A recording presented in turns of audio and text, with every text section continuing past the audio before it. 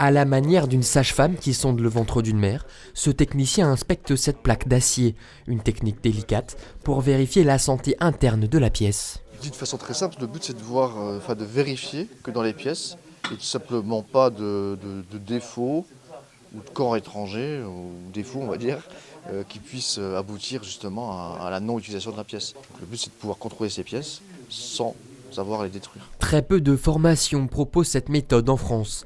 Ici, elle est enseignée seulement depuis septembre. Un peu plus loin, Georges utilise une technique cette fois très répandue dans le milieu. Donc là, comme on peut le constater, on n'a aucune indication qui apparaît sur la pièce.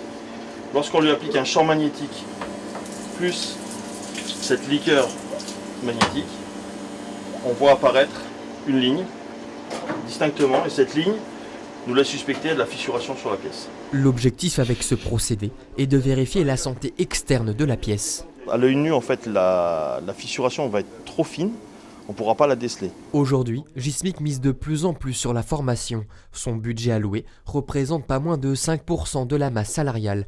Et avec les EPR seconde génération qui arrivent, la société doit se tenir prête à répondre à la demande. On a des grands plans de formation avec la région, notamment avec Pôle emploi. On a des partenariats avec eux pour former des jeunes qui sont Bac+2, Bac+3 en recherche d'emploi pour les amener à cette compétence d'expertise en soudage et en contrôle non destructif. Le métier est donc porteur. À partir du 1er mars, Metalform, le centre de formation notamment en soudage de Guénange, rejoint les troupes du groupe Gismic. Un pas de plus pour l'entreprise dans sa volonté de monter en compétences.